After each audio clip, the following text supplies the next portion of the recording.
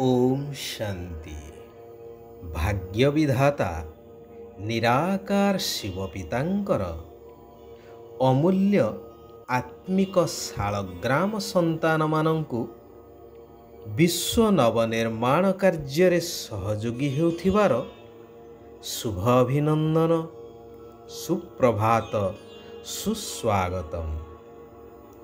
जेतेबेले सारा विश्व आत्मविस्मृत हो जाए सेतेबेले देह अहंकार रे आसी सारा मानव समाज पथभ्रष्ट होई ठीक भूल रो ज्ञान हराई मनइच्छित कार्य करि चाले।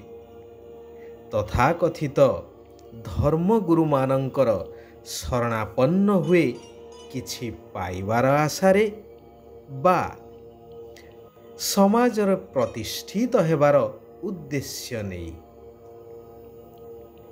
समाजरे ब्राह्मण मानंकु वर्णश्रेष्ठर मर्यादा प्राप्त होइथिबा कारणरू सेमानंक परामर्श एवं प्रतिकार को मानि चलिबाकू श्रेय मनंती। ताहा धर्म भयर हेउ बा भक्ति भावना रे हेउ। केतेक स्थले जानी सुद्धा कि यह ठीक नुहे तथापि परंपरा को मानी सम्मान जणाई करिबा को बाध्य होइथांती, जद्वारा धीरे धीरे समाज आहुरी निम्नगामी होई दुख आउ अशांति भोग करि चलिछि। सर्वजन आकुल निवेदन करि चलिछंती कि हे प्रभु एई दुख दुनियारू नहीं चल, जेउठी सुख आउ शांति अछि। किए देवी देवतांकु हेउ, किए आल्लांकु, किए जीशुंकु तो आउ किए सत श्री अकाल कही सेई भगवानंक उद्देश्य रे निवेदन करुछंती। तेणु भक्त मानंकर भक्तिर फल देवा पाई एई कलिजुगर अंतिम समय रे स्वयं निराकार परमात्मा को एई पुरुणा पतित दुनिया रे पुरुणा अनुभवी शरीर रे अवतरित हेबाकू पड़ी थाए। एथिरे स्पष्ट रूप से प्रमाण मिले, जदि भगवान सर्वत्र अर्थात सर्वव्यापी तेबे दुनिया दुख शांति भोग करंता नहीं कि केही भगवान को आकुल निवेदन करते नहीं दुखरु मुक्त करिबा पाई, जेहेतु भगवान हेउछंती दुख हर्ता सुखकर्ता। पुणी गीतार महावाक्य अनुसारे यदा यदा हि धर्मस्य ग्लानिर्भवति भारते, सही अनुसारे भगवान को अवतरित हो आसबार आवश्यकता पड़ी न थांता। आउ जदि भगवान तुम भितरे मो भितरे सर्वभूतानां अर्थात सबु प्राणी भितरे, तेबे जीव हत्या करी खाद्य खादक साजिबा केते दूर युक्ति संगत। पुनश्च भगवान जदि सर्वव्यापी तेबे मंदिर मठ मस्जिद तीर्थ व्रत आदि जीवार आवश्यकता ही रहिबो नाही। तेबे बुद्धिजीवी मानंकु एहा उपरे थरे गभीर भावरे विचार करिबा आवश्यक। जुग पर जुग घूरी चलिबो, सुख आउ दुखर खेल चलिबो। ए अविनाशी सृष्टि नाटक चारि जुगरे थरे परिवर्तन हेबो, जेहेतु शेषरे अर्थात कली जुगरे संपूर्ण पतित तम प्रधान होई आत्मा कलाशून्य होई दुखी हो जाए। ଏହାପରେ ପୁଣି ସମ୍ପୂର୍ଣ୍ଣ ସୁଖଦାୟୀ ଦୁନିଆ ଅର୍ଥାତ୍ ସତ୍ୟଯୁଗର ଆରମ୍ଭ ହୁଏ। ତେଣୁ ସେଠିକୁ ଯିବା ପାଇଁ ହେଲେ ସେହିଭଳି ଦୈବୀ ଗୁଣ ସମ୍ପନ୍ନ ବା ସମ୍ପୂର୍ଣ୍ଣ ପବିତ୍ର ସତୁପ୍ରଧାନର ଗୁଣାବଳୀ ତ ଆବଶ୍ୟକ ନା। ତାହା କରେଇବା ପାଇଁ ସ୍ୱୟଂ ଭଗବାନଙ୍କୁ ଏହି ସଙ୍ଗମ ଯୁଗ ଅର୍ଥାତ୍ କଳିର ଶେଷ ଏବଂ ସତ୍ୟ ଯୁଗର ପ୍ରାରମ୍ଭ ଏହି ସଙ୍ଗମ ଯୁଗରେ ଥରେ ମାତ୍ର ଆସିବାକୁ ପଡ଼ିଥାଏ। ସମସ୍ତଙ୍କୁ ମୁକ୍ତି ଆଉ ଜୀବନ ମୁକ୍ତିର ରାସ୍ତା ଦେଖାଇବା ପାଇଁ, ସାରା ବିଶ୍ୱକୁ ପରିବର୍ତ୍ତନ କରିବା ପାଇଁ ଭଗବାନ ଆସି କହୁଛନ୍ତି, ହେ ମୋର ମଧୁର ଆତ୍ମିକ ସନ୍ତାନଗଣ, ଯଦି ଉତ୍ତରାଧିକାରୀ ହେବାକୁ ଚାହୁଁଛ ତେବେ ସର୍ବଦା ସାବଧାନ ରୁହ।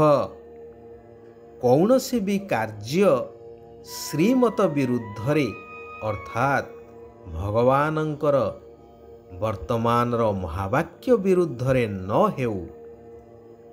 ମାୟା ଅତି ପ୍ରବଳ, ଟିକିଏ ବି ସୁଯୋଗ ପାଇଲେ ସମ୍ପୂର୍ଣ୍ଣ ଧରାଶାୟୀ କରିଦେବ। ସେଥିପାଇଁ କୁହାଯାଏ ନା, ସାଧୁ ସାବଧାନ। ଶିବ ବାବା କହୁଛନ୍ତି, ଦୁଇ ପ୍ରକାରର ଉତ୍ତରାଧିକାରୀ ସନ୍ତାନ ମୋ ପାଖରେ ଅଛନ୍ତି। ଗୋଟିଏ ହେଲେ ସମର୍ପିତ ସନ୍ତାନ, ଯେଉଁମାନେ କି ମାତା ପିତାଙ୍କର ପ୍ରତ୍ୟକ୍ଷ ପାଳନା ନେଉଛନ୍ତି, କିନ୍ତୁ ସେମାନଙ୍କର କର୍ମର ଗତି ଅତି ଗହନ ଅଟେ। ଦ୍ୱିତୀୟ ପ୍ରକାରର ହେଲେ ଯେଉଁମାନେ କି ଘର ଗୃହସ୍ଥରେ ରହି ପବିତ୍ର ଏବଂ ନିମିତ୍ତ ହୋଇଛନ୍ତି, ସେମାନଙ୍କୁ ସମ୍ପୂର୍ଣ୍ଣ ସମର୍ପଣ ହେବାର ପରିଶ୍ରମ ନିଶ୍ଚିନ୍ତ କରିବାକୁ ପଡ଼ୁଛି। କିନ୍ତୁ ଯଦି ସମ୍ପୂର୍ଣ୍ଣ ରୂପେ ସମର୍ପଣ ହୋଇଯିବେ ଆଉ ନିମିତ୍ତ ହୋଇ ସବୁକିଛି ସମ୍ଭାଳିବେ, ସମସ୍ତଙ୍କ ଠାରୁ ମମତ୍ୱ ତୁଟିଯିବ, ତେବେ ସମ୍ପୂର୍ଣ୍ଣ ସମ୍ପତ୍ତିର ଅଧିକାରୀ ହେଇପାରିବେ।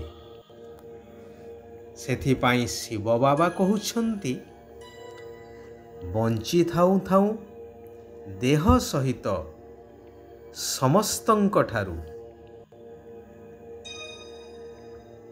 ବସ୍ତୁ ବୈଭବ ସବୁକିଛି ଠାରୁ ମମତା ତୁଟାଇ ନିମିତ୍ତ ହୋଇ ରହିବାକୁ ହେବ। ଏହା ସବୁକିଛି ଭଗବାନଙ୍କର ଦେନ୍। କେବଳ ମୋତେ ନିମିତ୍ତ ହୋଇ ଆକୁ ସମ୍ଭାଳିବାକୁ ପଡ଼ିବ। ଏହି ସ୍ମୃତିରେ ସବୁକିଛି କରିବାକୁ ହିଁ ହେବ।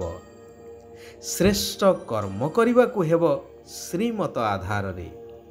କେବେ ହେଲେ କାହାକୁ ମନ, ବଚନ ବା କର୍ମ କେଉଁଥିରେ ମଧ୍ୟ ଦୁଃଖ ଦେବା ଉଚିତ ନୁହେଁ। କୌଣସି ବି ବସ୍ତୁ ପ୍ରତି ଲୋଭ ରଖିବା ଉଚିତ ନୁହେଁ।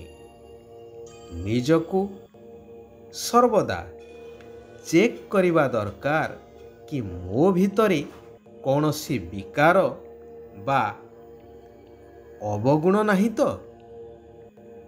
ଦେହ ଅଭିମାନକୁ ଛାଡ଼ି ଏକମାତ୍ର ନିରାକାର ପିତାଙ୍କୁ ସ୍ମରଣ କରିବାର ଶ୍ରେଷ୍ଠ କର୍ମ କରିବା ଦରକାର। ଶିବ ବାବା କହୁଛନ୍ତି, ନିଜର କ୍ଷମା ସ୍ୱରୂପ ସ୍ଥିତି ଦ୍ୱାରା ଶିକ୍ଷା ଦେଉଥିବା ମାଷ୍ଟର ସାଗର ହୁଅ। କେହି ଯଦି ତୁମର ଅକଲ୍ୟାଣ କରିବାକୁ ଚେଷ୍ଟା କରୁଛି, ତେବେ ତୁମେ ତୁମର କଲ୍ୟାଣର ମନୋଭାବ ଦ୍ୱାରା ତାକୁ ପରିବର୍ତ୍ତନ କର ବା କ୍ଷମା କର, ଯାହା ସେହି ଆତ୍ମା ପାଇଁ ଶିକ୍ଷା ପାଲଟିଯିବ। ଯେଉଁମାନେ ସର୍ବଦା ଖୁସିବାସିଆ ସ୍ଥିତିରେ ରହିଥାନ୍ତି, ସେହିମାନେ ହିଁ ସମସ୍ତଙ୍କୁ ଏବଂ ନିଜକୁ ପ୍ରିୟ ଲାଗିଥାନ୍ତି।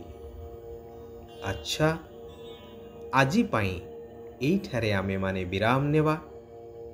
सारा विश्वर आत्मा मानकर कल्याण हेउ, समस्ते सुख आउ शांतिर अनुभव करंतु। ओम शांति, ओम शांति, ओम शांति।